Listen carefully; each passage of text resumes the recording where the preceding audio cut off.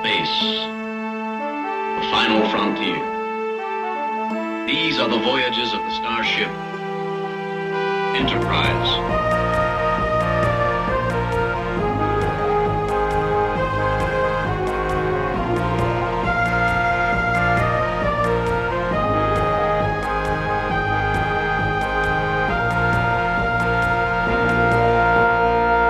Hey everybody, welcome to the episode for Amok Time, which is a classic and iconic favorite. We're joined by Amy for this one. Amy, how are you? I'm well. Hello. I thought that you'd be good for this Amok Time thing since you're all sexually pent up and everything too, right? I am.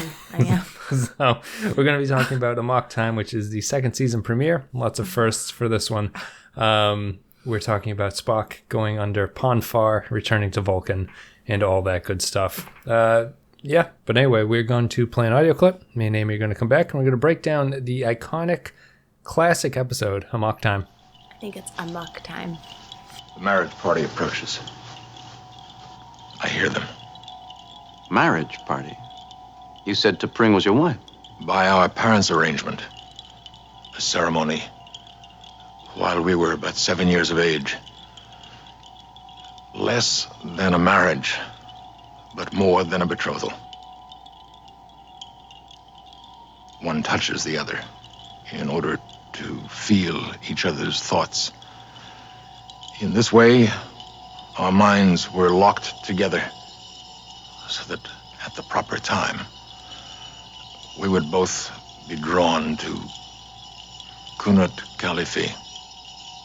All right, so before we go into breaking down this one, Amy, I wanted to explain that some of the new stuff that's in this one, I've been watching them out of order, and you've maybe been watching it out of order because I've been, but this is the first appearance of Chekhov, who's the Russian on the ship, obviously. Is he an ensign? He is. He's an ensign. He's a navigator, I think. The ship's navigator who was never in season one, but he's going to continue on through the rest of the series and into the movies. And I have a lot to say about him. If people want to read reviews for the episodes that we're not podcasting about, I have some thoughts on Chekhov. You can go to thepenskypodcast.com to check those out. But other than that, this is the first one to list DeForest Kelley in the credits. Dr. McCoy gets a listing where previously it was only Spock and Kirk. And this is the first appearance of Vulcan, other Vulcans, I think, and going to the planet Vulcan, which only happens in this episode. So you got a very special episode, I guess, with all those things considered. So we're going to be talking about Amok Time. What did you think of Amok Time, I guess, in general? I liked it. I liked going to Vulcan. I liked, I think Spock's interesting, so I think we learned a little bit more about him and I think it shows his inner, well, I mean, obviously his powerful, like the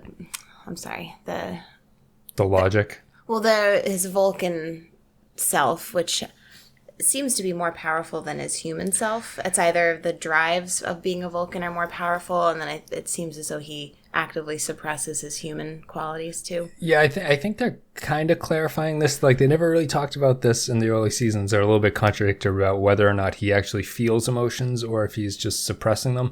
And I think this one certainly, some episodes before this, but certainly this one have like made it clear that he's actively suppressing his emotions. And I think that it's funny that it's like Spock's probably one of like the most iconic and like best things to come out of the original series, but his sort of pursuit of logic is kind of a downside. Like, the series doesn't really understand logic all that much. And I guess the big takeaway for me for this one is that I was disappointed by the Vulcans and how Vulcan looked. Or did you think that the for a race that Spock goes on and on about being logical and everything like that, and you'd think that all the Vulcans would be logical? It doesn't seem to be that way when he actually gets back to Vulcan with them, where they're very like involved in rituals and sort of like the emotional aspects of stuff. And who was going off of that, T'Ping's mate, Stan? Stan, yeah. Well, the fact when he jumps out, when, she, has to, when T'Ping is like chosen to choose Spock or whatever, and Stan just jumps out and he's like, it was supposed to be me. We decided. It's right. Like, that was a pretty emotional outburst. Emotional response, yeah. They don't. I think that's the big. It's the big problem with it. Like Spock to me from this seems more like he's an outsider to Vulcans. Like his pursuit of logic almost seems like it's not really a Vulcan thing. They will go on to change this, but this is like the first appearance of them all, and it doesn't make a lot of sense to me that his pursuit of logic and everything like that doesn't seem to be the way that the rest of the Vulcans are on Vulcan, which is odd. Well, maybe because he's trying so hard to be something. He's this border character that perhaps it's not his true self that he's always, emanating. Well, one of the reviews I was reading was saying that you allow this like sort of side of the other Vulcans because this is like they're supposed to, the ritual where they're supposed to like let loose with everything, like their emotion let loose, and they sort of have to embrace it as like the byproduct of. And it's interesting in the episode they never actually like prove that it's the byproduct of repressing emotion. McCoy sort of like theorizes that might be the reason why they do it. They Makes sense. Yeah, they don't really. Yeah, so then I know that raises a good point. Where are they a species that just tamps down any emotion that comes up? They just learn how to control it? Yeah, that's what they're saying. And I mean, that's the way that eventually goes in the series and everything like that. And I guess that's the Romulan offshoot of the Vulcan in the Next Generation, right? Aren't they the more emotional? Yeah, well, the Romulans are the ones that reject the sort of logical approach. So that would make sense that that if you can reject it, it's something that it's a choice that the Vulcans make. But I think my problem is they go through the ritual. Like, why do they stick to rituals? Basically, if their like pursuit is to be like super logical and everything like that, why do they stick to these old timey? There must be a more logical way to handle this problem, right? You would think, or is it just supposed to be overwhelming to the point where they have to? Well, the way Spock makes it seem as though that it's this ancient tradition, but it's like ingrained in their psyche and in their DNA that it's not really a choice. Yeah. That it's just something that they have to do. So you think as a supremely logical group of people would go along with with this sort of like ritualistic stuff? Well, but is it even something they can go along with it? Spock makes it seem as though it's not a choice at all, that if he doesn't do it, he'll die. No, but I'm talking about the other people. The other Vulcans. That aren't involved. Oh. Well, if only one of them is losing their minds, why do the rest of them sort of go along with like a ritualistic approach to the whole thing instead of being like a logical, like, well, we should just have like allow him to mate at this point and then he calms down or whatever. The other thing is that and I guess, and also with T'Ping, she obviously wasn't logical when she was having the affair with Ston. Well, she was. I like that because she was logical at the end. She had like a reason for why she was doing. Yeah, everything. At that point, yeah. But obviously beforehand, she let her emotions run away with her and she engaged with someone else. I guess. Does she say that she loves him, or she just says that she... No, she said that she didn't want to be with Spock because Spock was sort of like this like figure who's known throughout Vulcan because he serves in the Federation and everything. I thought she was logical, and Spock even compliments her at the end, saying that the show doesn't always seem to have a great understanding of what logic is, but like he compliments her on like her stone cold logical take on like how to get out of her situation that she was in. Yeah. You disagree? No, I don't disagree. That's a good point. But you're right. Then at the end when he, gives her up to Stan, and he says to her, wanting is not the same as having. Mm-hmm. And that, that's obvious. It's often like an illogical thing that, even when you have what you want, it often doesn't turn out the way that you want it to. Yep. That's obviously, I don't know, that kind of is not a logical thing either. Why wouldn't that be logical? Well, Spock even tells us it's illogical. Does he? Yeah, that's how he ends the quote. Oh. You can look it up, but he says it's once you have what you want, it often doesn't turn out the way that you imagined. Okay. I mean, yeah, I guess that's the core of like my sort of problem with the episode is that the Vulcans they get much better at sort of defining what the Vulcans are in later series and later episodes of this and everything. We don't go back to Vulcan, but we sort of get an idea of like meeting Sarek and everything like that about what they're more about. I don't. The episode's like iconic and like it's sort of memorable and everything. I think mostly because it does a lot of explaining Spock. It does like the first Vulcan hand salute. It does the first live long and prosper quote from the Vulcans. And I think it's more memorable than good, although I think it makes sense all the way through. Like the script is good and everything like that. It's kind of nice that Spock was like, "Oh no, McCoy and Kirk, you stay because you're my friends." And I thought that was kind of like a touching thing that Spock all of a sudden was like, "McCoy, I really love you, even though we have our little spats." I mean, it's I guess it's logical to have friends and everything like that. But I think that's also showing. I know, showing his it's not. It's showing his doesn't really make sense for them to be there anyway because they're no point of the ritual. Well, it's sort of it's similar to when Worf in Next Generation had to do his discommendation. He took Picard down because Picard is his good buddy and everything like that. So it's kind of a starting point for that thing. The other thing that I was surprised about during the battle, the way that T'Pau, did I say her name right? Yeah, T'Pau. Just like allowed McCoy to like jump in there and inject Kirk with like, she was like, "Oh yes, go ahead, yeah, do it, you need to do it." It just seems like the boundaries are kind of loose in terms of like what's allowed and what's not. Well, yeah. So for a group that's so interested in the rules of the ritual, she's like, "Yeah, go ahead, you give him some injection." Did you see that coming when it played out that way? That McCoy had knocked him out. I didn't. I mean, I knew something had to have happened, obviously, but I think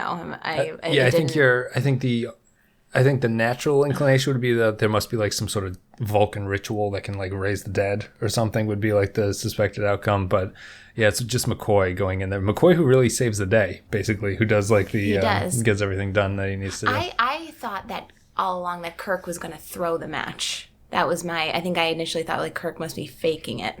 To me, right.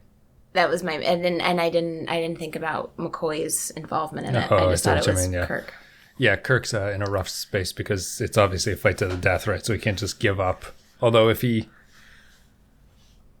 I don't know if there's a reason he can't back out of it. I think there is a reason he can't back out of it. Or he lists his reasons for us once he's chosen. He gives a couple, but one of the ones is he doesn't want to look weak in front of T'Pau. Because you told me that earlier. I don't remember that. I guess it makes sense. Maybe one of your listeners can back me up on this, but the first thing he says to McCoy when they get to Vulcan is that's T'Pau, the only person that turned down a seat on the council, the Enterprise Council. So he's kind of in awe of her in many ways. Mm-hmm. I think he feels like he needs to prove himself to her. And then obviously he's the unflappable Kirk. He's not going to back down from a battle. And he's stuck at that point. It's like the first time Kirk ever sweat. Yeah. It was so hot on Vulcan. The air was thin and it was very hot. It's a good excuse for any sexual encounter that goes badly. Just tell her that the air is thin and it's too hot in here. Kirk like really undresses every female with his eyes. Like at one point I felt like he was like attracted to Ping. To Ping. He just always is like, Well, I mean, she's very even Uhura has to mention how attractive she is when she shows up on the view screen. She's lovely, Mr. Spock. Who is she? She is my wife. I thought, and it's surprising how long it takes to actually get down to Vulcan. It's probably like 20 minutes of the episode that's spent not doing that. You had questioned about Nurse Chapel and her relationship to Mr. Spock. Yeah, I hadn't seen enough of the original series to understand. I mean, obviously I knew she liked him, but I didn't realize it was like a build up to this point. Yeah, it would have felt a little bit out of the blue, I think, if you hadn't seen those things before. Her tears felt weird, and I was like, oh, this must be a thing. Yeah, right. Yeah, they brought her in a couple times in previous episodes, and she's hinted at her feelings for Spock. Spock lost his control of his emotions in the naked time, and she wanted to. She had like a dalliance with him at that point in that episode, which wasn't this one. But yeah, I think that it's I don't know. Like, did any of the scripting problems stick out to you? Did you have any like problems with this episode? Anything sort of odd that you don't want to talk about? I mean, I think that I kind of brought up Just the things that stuck out to me I think it's during the battle. And I mean, I think it's weird that I don't really like love the episode just based on like the fact that it's fairly well written. Everything kind of hangs together appropriately. I think it ends well and everything like that. I like the way that Spock says Jim at the end when he sees Kirk and all that. It's like everything's well earned. Everything's well earned and like makes a lot of sense, and it's got action in it. It's got stuff going on. I think it's really just the portrayal of the Vulcans like really annoys me in a certain kind of way, and I don't know if they're like, what would your argument be to try to convince me that the Vulcans are portrayed correctly? Like in terms of the story. I mean, it's a tough one because it's the Vulcans wrapped up in this time of like this time where they can't control anything. I guess your problem is with the Vulcans at the ceremony themselves. Well, are you saying that you think all the Vulcans do this all at the same time? No, they obviously don't do it all at the same time, but I think it's something that they stand behind. Right. I mean, you could say it about any species. I mean, I think it's sometimes they rally behind things that aren't necessarily rational because they exist, because they're part of their culture. I know, but the whole point of the Vulcan culture is to not deal with that. Like every episode has Spock complaining about how this is like an illogical thing that they're doing. So why is this ceremony something that they still cling to? Are we supposed to just think that it's like something that they... Maybe because when they get to the state that Spock was in, when they're chosen to mate, it's something that it's a shared experience. Mm.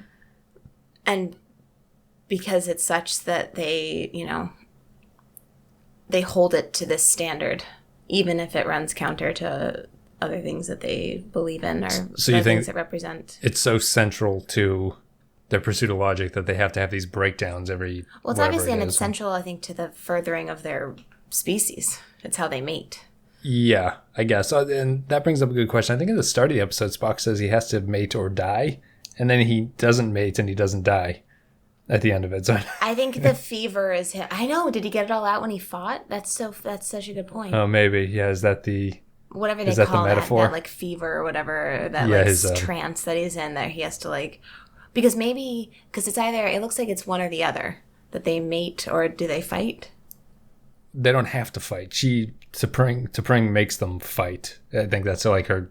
She has that like right to make them fight each other, which also doesn't seem particularly logical, but it is what she's allowed to do. And I think normally it just goes off without a hitch, right? Mm-hmm. I think they even say in the episode that this is an uncommon thing that someone would do because their society should be well organized. Right, and it's chosen in childhood, so they know what's coming. Yeah, I mean, do you think there's anything to like the sexual metaphor here of like Spock's blue balls, basically? Yeah, and that kind of bothers me now that you bring that up, that he never had sex. He's not coming out of his... Well, I guess it has to do with the fact that he wasn't chosen. No, he was, because he won. Yeah, he won. He should have been the one. He should have had one night in Vulcan. Yeah, he should have. Yeah. He didn't. So I think that it's... I don't know if it's saying anything about...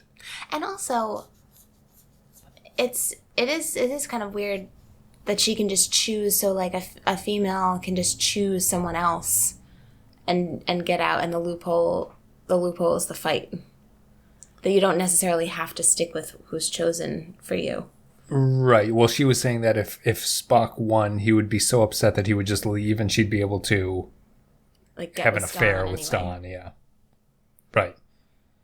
So it's kind of weird that they stick to the rules so much when they could really just, like, wouldn't the logical thing just be like, tell Spock you don't want to get married? And T'Pau was just like, well, that's just how it happens. So, like, sometimes, like, it's just a weird, like, complacency when obviously the rules were messed with from the beginning. See, I think that this ceremony almost strikes me more as a, like a Klingon type ceremony. It does. That's so funny that you said that because it felt very Klingon. Yeah. For sure. And it doesn't really fit the, like, if I was imagining the Vulcans, I'd imagine them, and they do this later on, but they're much more like monk-like, sort of like they're very monastic, and like they wear robes and everything like that, and they're very like peaceful and everything, which makes sense to me. I could understand going through this Amok time situation and like losing control. I think that's a good way to sort of play off the fact that they do have emotions and that they do need like a release every once in a while. And I guess that's the metaphor for life, right? That would be the real life metaphor of like you need to blow off steam every once in a while. That's right. And this is the best way to go through it. But yeah, I don't know if the idea itself really holds up to me. And what'd you think of the pacing? These are much longer than TNG episodes, and you haven't done a TOS episode This yet? one, the pacing of this one felt okay to me. Sometimes sometimes some other episodes feel like work. TOS or TNG? Are you talking about? TNG. No, TOS, the original series. Sorry, excuse me. Sometimes I feel as though the original series episodes feel like work. Yeah. This one didn't feel that way. Yeah, I think it was like... I think because I just like Spock. Yeah. I mean, how would... what's something you would consider fixing in the episode if you were to like reboot this one and you could change anything? You could change like the whole... I think I'd like Spock to have sex. That would just Yeah, that would just fix it. That would just tie it up nicely. To bring... Or maybe he could just come back and just like kick down the door and just nail that nurse. He should just in like a fit of fury.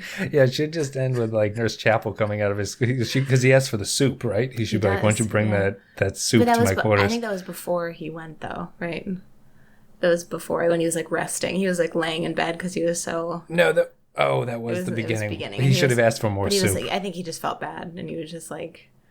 I think he felt bad for throwing that previous bowl of soup in her face. Yeah, I think that. I think he should have just nailed Nurse Chapel. I think that would have rectified everything. Would have made him feel better.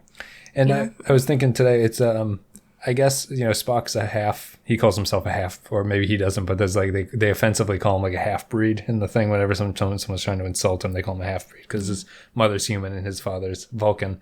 I guess technically that is bestiality, right? Two different species. I guess so. So yeah, I guess. But that happens all the time in this universe. I know, but no one ever calls it bestiality, which is, I guess, I mean, you don't want to call it bestiality, Wait. I suppose. I'm sorry, I'm going to sound like an idiot, but is bestiality sex with an animal? Well, a different species. Oh, it's broadly a different species. Oh. Well, I mean, what else could a human have sex with that would not be a human? Well, I mean, the list is long. The list is very long. Yeah, it's. I just think every time they bring that up, it should just be like, your father performed bestiality and you were born. It's the ultimate insult, I think, to Spock. I guess they all... Well, the thing is, in this universe, even though there are all these different species, they're all, they make them look the same anyway. I mean, except like, in some of the episodes, the aliens are like these spirits. Yeah, they're either godlike or energy beings or they're humans. But I think that the even in the first scene of the original series, they basically call everyone humans. Like they're humans all over the place, and they're talking about different aliens, but they're like, I think it's a shorthand form for humanoid. And also on the Enterprise, unlike the Next Generation, the ship aside from Spock is all human. Yeah, I think so. I haven't seen anybody else. Yeah. Yeah. Yeah. And so it's not really like when you're on the ship, you don't get a lot of like otherness, or you don't get like the vastness of the universe on the ship itself, which is something that bothers me about the original series. I understand it's a product of its time, but I feel like they could have done a better job of... Well, I mean, technically it's supposed to be pretty early in the Federation, right? So they don't have this sort of like this openness to other places. They do have the openness, but they don't like the first season was much more obvious that they're like sort of out there alone being explorers, and it's like there's not a lot of people involved in it at this point. So they haven't like established the relations yet. They have, because they're a federation of like planets, but it doesn't. I guess like it's what you were saying. It's budget wise that they couldn't fit a lot of like alien makeup and stuff. But it's in the next gen, it became much more the other way, where it's like now we've established this federation, so all these aliens are kind of working together and everything like that. But they didn't have it in season 2 of TOS for whatever reason. But yeah, I think that's it. What would you change about the episode, Wes? I changed the way that the Vulcans are portrayed. What would you do? I would have them be much more logical, and I'd have them like explain the situation as to why they do this ritual. Because it's... You would have T'Pau do that? Yeah, I mean, they sort of do it, but they have scenes like where Stan like yelled out, is like, "No, I'm supposed to marry her." Like, they shouldn't have any of those kind of reactions. Everything they do should be very. More of them should talk, basically, as opposed to just like one ruler who gets carried out on a chair and things like that. I feel like they should be more democratic and kind of like, just a little bit more rational and less like stuck to this ritual and things like that. Or if they do stick to the ritual, to treat the ritual as something that they logically just kind of do to get through the Pon Farr section. And it's not like they... That's the fight. Yeah, the Pon Farr is like the going back to mate or whatever. That's what I would change. I would just change that because I don't think that the Vulcan culture makes a lot of sense when you see it in this situation. Also, kind of weird, but foreshadowing, we don't meet any of Spock's family, right? We learn he's somehow related to T'Pau. If not related, he knows her because she's officiating his wedding, and she's like a big deal in the Federation. Where is Sarek? What do you mean, where is he? Does he live on planet Vulcan? Yeah, he's an ambassador, I think, at this point, between Vulcan and Earth. So he wouldn't be present at his son's... Well, I guess we'll figure that out. We do meet Sarek in a couple episodes. Okay. Is it the same Sarek that's in The Next Generation? Is it the same actor? Yes, same actor. Oh, that's good. I liked him. Yep. So he will be back, but that's what I would change, I think, and that's pretty much one of my favorite Next Generation episodes was Sarek, and when he goes through the Vulcan version of Alzheimer's. See, that's like a powerful unraveling of the Vulcan mind, which essentially is like really human. Right. I think that's a much better analogy. Amok time isn't really an analogy to anything. It's just kind of like explaining their backstory. But Sarek is a better like analogy for what a Vulcan would go through if they lose control of what they like strive to do, basically, right. Like their sort of way of being. But I think it's also a space Alzheimer's, like a sort of a drama about like, sort of getting sick and things like that. Right. But I think it also shows that Vulcans are in this constant state of keeping themselves in check. Yep. And I guess it's like an evolved traits where you just become, more logical and better at facing each situation with logic. But then it also points to Spock's struggle where he's already at a disadvantage because he's not fully Vulcan. He has a lot of human urges, obviously. So his right. like choice every day to be more logical is that much more difficult. And they never really brought that up either, that his half humanness would have any kind of impact on his... Well, right. That's why it seemed like the Vulcan urges were way more powerful than his human urges, which is interesting. Right. Are there any episodes where... Well, they do say that the Vulcan emotions are stronger, and that's why that they have to... And he looks more Vulcan, too. Yep. Yeah, he looks... And obviously the extra Vulcans in this one, they're all wearing helmets, most of them, because they couldn't afford to make all the ears for all of them. So really? they have them just wearing helmets, which is kind of disappointing. That is disappointing. But it's just... I think that's pretty much funny. it. Amok time. It was a good trip to Vulcan and all that. But I'm going to play an audio clip, and then me and Amy are going to come back and wrap up our final thoughts and feelings, about Amok time. Doctor, I shall be resigning my commission immediately, of course. Spock. So I would appreciate you making the final arrangements. Spock, Doctor, please, let me finish. There can be no excuse for the crime of which I'm guilty. I intend to offer no defense. Furthermore, I shall order Mr. Scott to take immediate command of this vessel. Don't you think you better check with me first? Captain! Jim!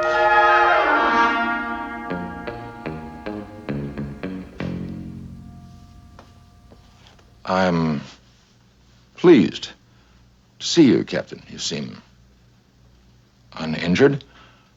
I am at something of a loss to understand it, however. Blame McCoy. That was no Triox compound he shot me with.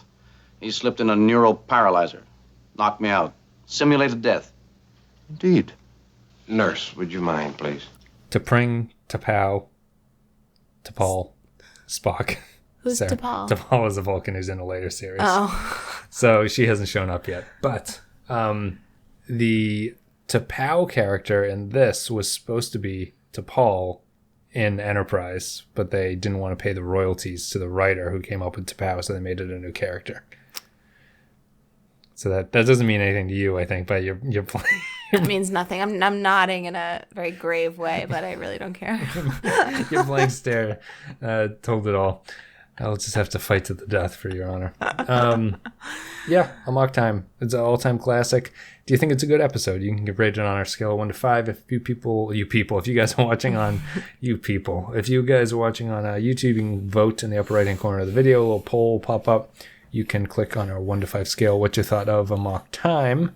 Amy, how about you start it off? What did you think of this one? Do a little quick recap of your voting scale. 1 is trash. 2 is an episode that's okay, but it has some problems. 3 is like an average episode. A 4 is the dividing line where you'd say someone else should watch this, someone who's not familiar with Star Trek. And then 5 is like a classic, as good as it gets kind of episode. I think it's a 4. Give it a 4? I think so, because I would put myself in the category of someone who doesn't watch Star Trek, and I enjoyed that episode. Yeah. I mean, it's probably not of the caliber of some of the great ones, but I don't know. I don't know if it's like a strong 3 or a weak 4. I guess it's a 4. Probably week 4. Probably week 4. Yeah. I like when I compare it to other 4s that I've seen so far this season, I think it's not quite at that level, but it's probably a little bit better than a 3. And I don't think there's enough problems where you couldn't show it to somebody and they wouldn't understand really like what's going on or like think that it was a bad episode. I'll give it a 4. It's Amok Time. Maybe it deserves a 4 just because of how much groundwork it lays with the Vulcans and everything like that. Yeah, and it moves well. It's entertaining. Yep. It's got the dun dun dun dun dun dun dun. We just watched the cable guy fight scene on YouTube because Amy was unfamiliar with what it would be. But they're going to use that music in pretty much every fight scene going forward in Star Trek. They became famous for that. But yeah, and it was actually, I guess before we close, I will say it's probably the best fight scene that TOS has done. It's to a good this one. point. I think Kirk seems to be better with his little like weapon than Spock is. Spock's just kind of like swinging it around like a madman, but Kirk is doing a little bit of. And Kirk does some good footwork from the ground, where he like is able to kick Spock, and then he like jumps back up again, even with that torn shirt. His torn back torn. Yeah, gave him a little bit more air circulation, which I'm sure probably helped. Yeah, it cools him down a little bit, and then they have that big barbecue pit in the middle that you can shove your enemy into, kind of like the Hound from Game of Thrones. Oh yeah. Yeah. Didn't come to that, thank goodness. Amy, thank you for coming on to the show. You're welcome. Thanks for having me. And thank you for watching Amok Time. And guys, if you enjoyed the content, a like on YouTube is appreciated. You can like us on iTunes. Give us a rating on iTunes, any podcatcher. Go to facebook.com/the Pensky Podcast. You can like us there. You can like us all over the internet. You can go to patreon.com/the Pensky Podcast, where a couple dollars extra a month goes to support the show. You get extra content. You get podcasts. We're doing Suicide Squad. We did Ex Machina. We got a whole bunch of stuff. You can check out the Patreon site to see that. Otherwise, yeah, that's it. Amok Time. I'm going to give it a week 4.